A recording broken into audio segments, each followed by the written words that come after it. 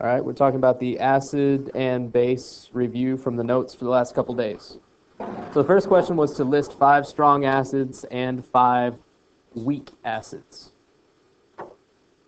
So we can remember some of the strong acids by using a mnemonic. The mnemonic is CBS10. The C goes with hydrochloric acid. The B goes with hydrobromic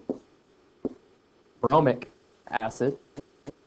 The S goes with sulfuric acid. The P goes with perchloric acid, which is HClO4. The I goes with hydroiodic acid, which is HI. And the last one, the N, goes with nitric acid, which is HNO3. Those 6 are important to remember because those are the strong acids. 5 weak acids that they gave you an example of in the reading, we had hydrofluoric acid, we had acetic acid,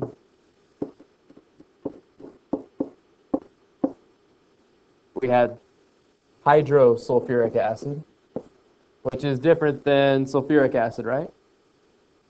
Very different, because hydrosulfuric is weak, while sulfuric is really strong. We have carbonic acid, which you get in your bloodstream if you drink soda. That's why if you're an athlete, you don't drink soda.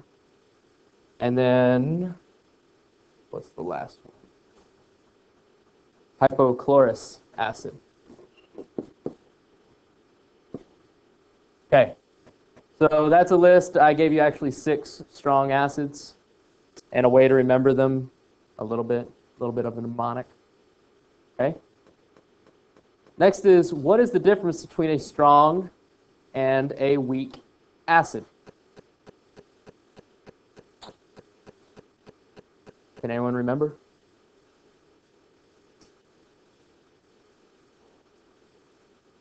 That's right. A strong acid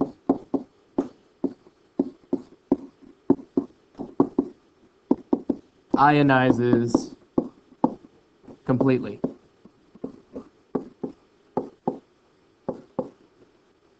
Okay. What it means by ionizes completely, it means that when you get into the solution, your HCl completely separates. You get these H plus ions, and you get these Cl minus ions. So once I go into an aqueous solution, meaning it's dissolved in water, I don't have HCl bonded together anymore. I have these little H's floating around, and I've got little Cl's floating around inside the solution. Okay? Now, one consequence of this, if I have ions, it makes it to where I can conduct electricity really well, because ions are charged particles, electricity is moving charge. So if I have a complete disassociation, my H and my Cl's are separated. I can move across. For strong acids, the formulas look like this. They have just an arrow going to the right. You have HCl, it breaks down into the H plus ions and the Cl minus ions. For a weak acid, it's written a little bit differently. So let's look at one of the ones that we had for hydrofluoric acid. We had HF. It makes, again, H plus and F minus. But instead of giving just an arrow to the right, we give an arrow to the right and a left. An equilibrium. It means it goes backwards and forwards. Strong acids completely disassociate, which means they don't want to come back together. So in a strong acid, you'll get this HCl breaks apart, moves just to the right to form those H and Cl ions. For hydrofluoric acid, it'll break apart, but it'll also sometimes come back together. If we were going to test conductivity with a light bulb, you'd see that we put the electricity through the light bulb inside the solution, and one would be dim, one would be bright. Which one would be dim?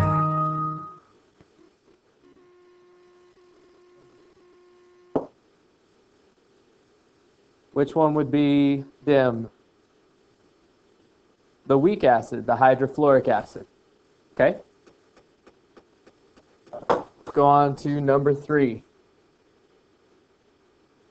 A substance with a pH of 6 would be considered what? Is it going to be an acid, a base, or neither? Okay, so first off, let's look at what our pH scale looks like. Forgot it's a lowercase p. Okay, so right in the middle, what number do we have? 7. This 7 is considered to be a neutral solution. What's the lowest number on the scale? 0. What's the greatest number on the pH scale? 14. So on the pH scale, if I am between 0 and 7, this is an acidic solution. If I'm between 7 and 14, I'm a basic solution. Okay? So this is talking about how many hydrogen ions you have versus how many hydroxide ions you have in your solution. So pH, if I look at from here to here, it says I have more H+. If I look from here to here, I have more OHs.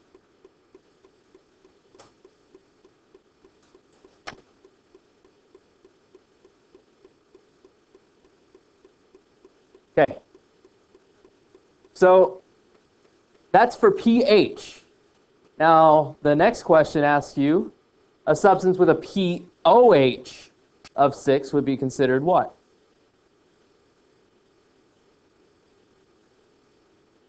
So I'm going to go ahead and make my scale again. I'm going to start in the middle. What number goes in the middle? And 7 is neutral, right? That's like pure water. You know, it has the same number of H's as it has OH's, right? And over here, the maximum number I have is, and the lowest number I have is 0. Okay. Now this one's a little bit different. This is pOH instead of pH. So the only thing that's different really is that it's completely backwards. What this is saying with 0 to 7 is that you have more OH, which means that you are a base.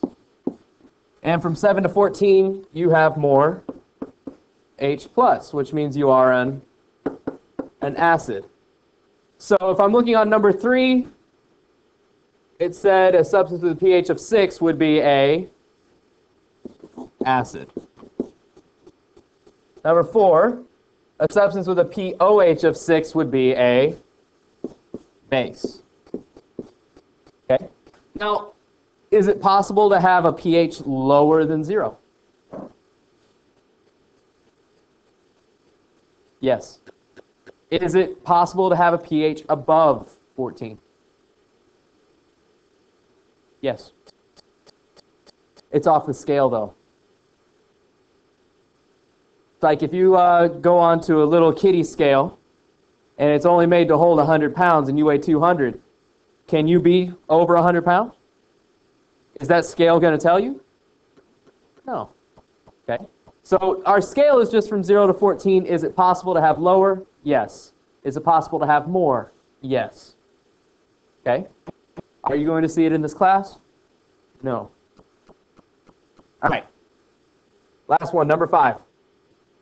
A substance with an H+ concentration of 1 times 10 to the negative 13th molar would be considered what?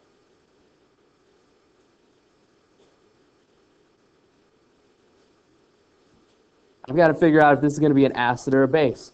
So I've got to figure out, how do I calculate pH? Because we know if it's a pH between 0 and 7, it's going to be an acid. If it's a pH above 7, it's a base.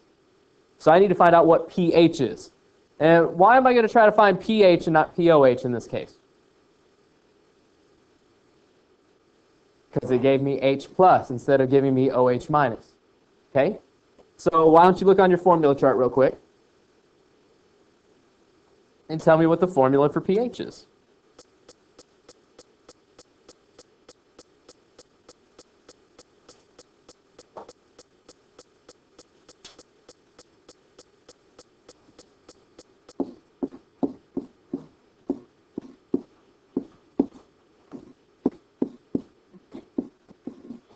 Okay? Your formula chart tells you pH is just negative log of your H plus ion concentration.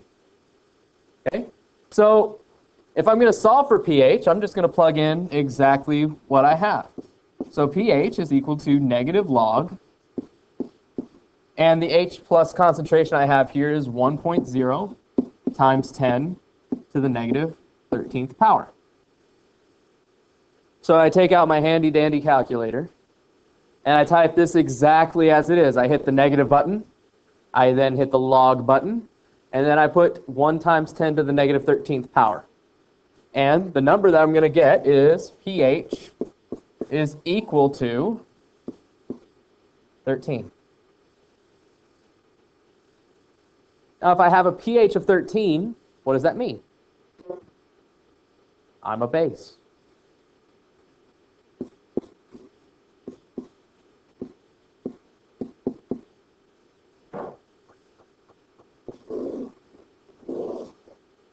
Okay. Now, we're going to work backwards. Because you're going to get questions where they're going to give you the pH and they're going to ask you for the H plus concentration. Now, this one wasn't already in your notes. So that means you're going to need to write this down. Okay? So I'm going to give you a H plus, or actually I'm going to give you a pH is equal to, I don't know, let's pick a good number. How about 6.5? Nice round number, right? 6.5. Okay? So what I'm going to do is I'm going to plug it directly into the equation I have. Right now I know what pH is. It's 6.5. That 6.5 has to be equal to negative log of my H plus. And I'm looking for what H plus is. My hydrogen ion concentration. So I got to figure out how am I going to solve this problem. Okay? Well, first off, if I've got something with logarithm, I want to make sure that there's no negative signs in front of my log. You can work them out, but it ends up being more complicated. So we're going to take the easy way out, right? And we're going to flip-flop our signs, or divide by a -1. So if I divide by -1, I get log of H plus is equal to negative 6.5. Okay? Now, what's happening to my H plus in this equation now? Well, what's happening to the H plus itself? It's sitting there, and you know I can see what the negative's doing to the 6.5. It's multiplying times 6.5, right? But what is happening to the H? It's being logged. It's not being multiplied, it's just being logged. Okay? So, what's the opposite of multiplication? Division. What's the opposite of addition? Subtraction. What's the opposite of log? Not quite. It's not negative log. It's anti-log. It's quite against the log, right? So, what does anti-log look like? Why don't we take out our calculators and look? If we get a calculator out, the ones that I told you all to get at the beginning of school, if you look at the log button, conveniently, if you hit the second button and then you look at log, it's going to have the exact opposite. Just like if you look at the square root button, the opposite of it is going to be the squared button. Okay, so we're going to look at the opposite log, and all the opposite log is 10 raised to the power. Oops. Because I didn't tell you this, but if I'm just looking at log on the calculator, it means log with a base of 10, which means opposite of log is 10 raised to the power. Now, if I did 10 raised to the power on one side, I need to also do 10 raised to the power on the opposite side. Okay? So now I'm looking at my problem, and I've got 10 to the negative 6.5 power is equal to, now I had log and I had 10 raised to the power, so those cancel each other out, and I just get H plus. Now I'm going to put this into my calculator because 10 to the negative 6.5, I don't quite know what number that would be. What do I get? 10 raised to the negative 6.5 should equal 3.16 times 10 to the negative 6th power. And that's how I do hydrogen ion concentration that way. Now, there's one more thing I can do. I could ask you what your OH concentration was when I give you pH. And to solve that, I have to look back on my formula chart. On my formula chart, it says the ionization constant of water is the hydrogen ion concentration times the hydroxide ion concentration. So the formula they give me is Kw is equal to H plus times OH minus. Now, they give me one more piece of information on the second page of my formula chart. On the second page of the formula chart, it says that Kw is equal to 1.00 times 10 to the negative 14th. And then it says moles over liters squared. Okay, so I'm going to use the information that they've given me to calculate what my OH is going to be. So I put 1.00 times 10 to the negative 14th in for Kw. That's going to equal my H plus, which I said was 3.16 times 10 to the negative 6th, times my OH minus concentration. Okay? Everyone with me so far? Pretty close? Okay. So, what's happening to the OH in this equation right now? It's being multiplied. What's the opposite of multiplication? Division. So that means I'm going to divide both sides by 3.16 times 10 to the negative 6th. And what do I get?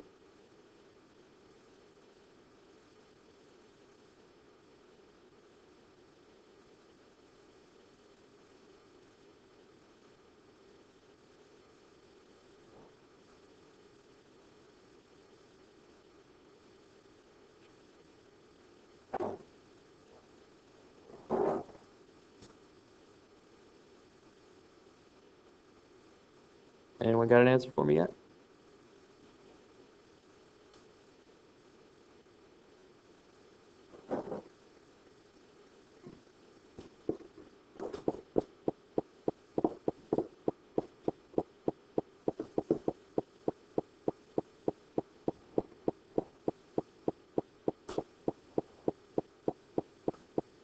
All right.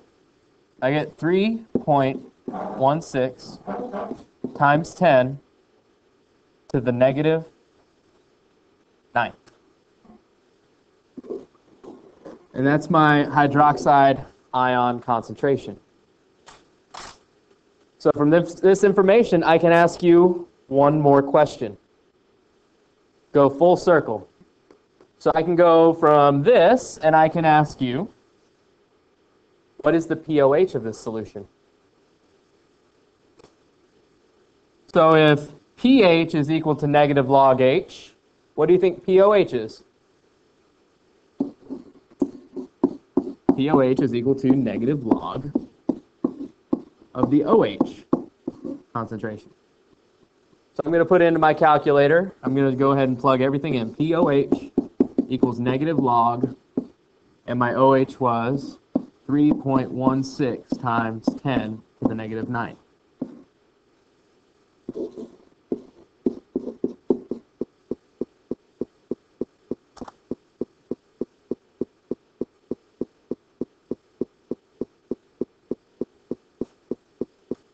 And the answer you get should be 8.499687, which seems like it rounds really close to 8.50.